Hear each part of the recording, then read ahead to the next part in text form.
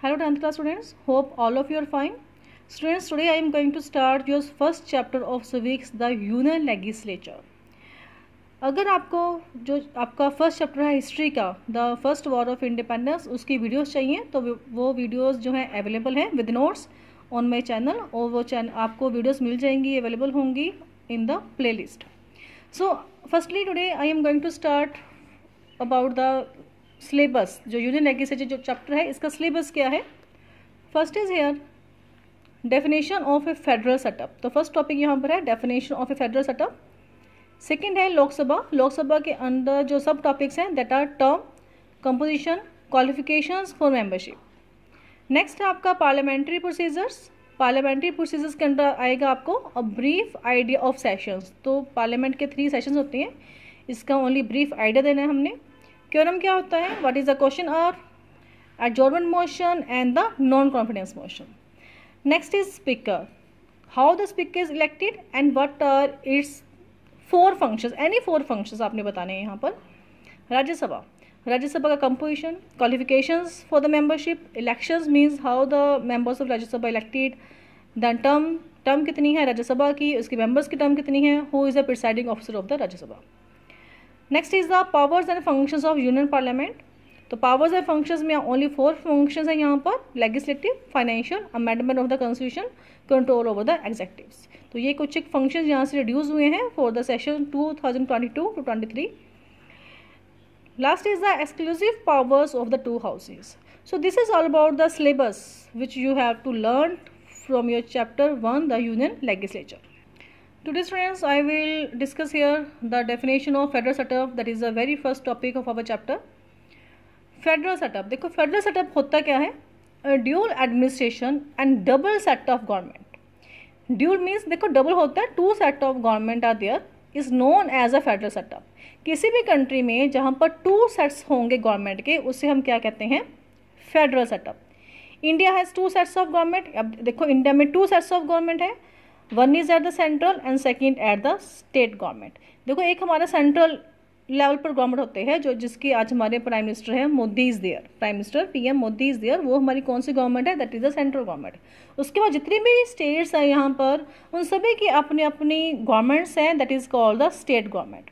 So India में क्या है, फेडरल सेटअप है, क्योंकि यहाँ पर 2 सेट्स ऑफ गवर्नमेंट है. There is a different government at the central level, जो पूरे नेशन के लिए काम करती है. And secondly for all the states there is different governments, that is called the state government. In this system powers are divided between the union and the state government. अब देखिए federal setup में होता क्या है कि जो powers को divide किया जाता है between the union and the state government. अब जब administrate for the purpose of administration, कि किस वे से आपने लोगों के लिए जो लॉज बनाने हैं, जो भी रूल्स रेगुलेशंस तय करोगे आप, जब लोगों के वेलफेयर के लिए जो गवर्नमेंट ने वर्क करना होता है, उसके लिए पावर्स को डिवाइड किया जाता है between the union and state government. Indian constitutions divide these powers through 3 list. तो जो हमारा इंडियन कॉन्स्टिट्यूशन है वो 3 लिस्ट, यहाँ पर 3 लिस्ट प्रिस्क्राइब की गई है हमारे कॉन्स्टिट्यूशन में, जो यूनियन और स्टेट के बीच में पावर्स को डिवाइड करता है. मीन्स टू से कौन सा सब्जेक्ट के ऊपर जो है लॉ बनाने का राइट किस गवर्नमेंट को जाएगा, ये सब कुछ कहाँ पर डिसाइड किया गया है, in the Indian constitution. So here 3 lists are given in our constitution. First is the union list, second is state list, third is the concurrent list. Union list, union list होती है in which union government has right to make the laws on the subject mentioned in it.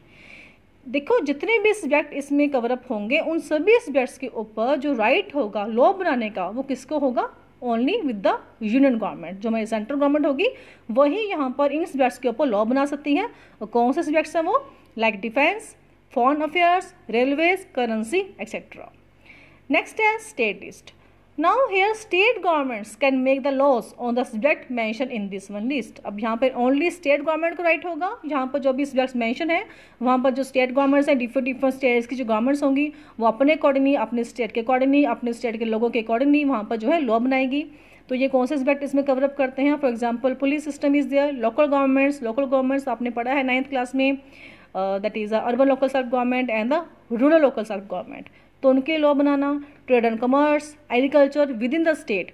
तो ये सब कुछ जो ये ऐसे subjects आते हैं वो किसके अंडर कवर अप होंगे, under the state list. Next है third concurrent list. Both union and state governments make the laws on the subject mention in this list. अब देखो यहाँ पर यूनियन गवर्नमेंट और स्टेट गवर्नमेंट दोनों मिलकर जो है कंकरेंट लिस्ट में जो भी सब्जेक्ट मेंशन है उनके ऊपर वो लॉ बना सकती हैं। इसमें आपके एरियाज कवरअप होते हैं like education, forest, marriage, trade unions etcetera.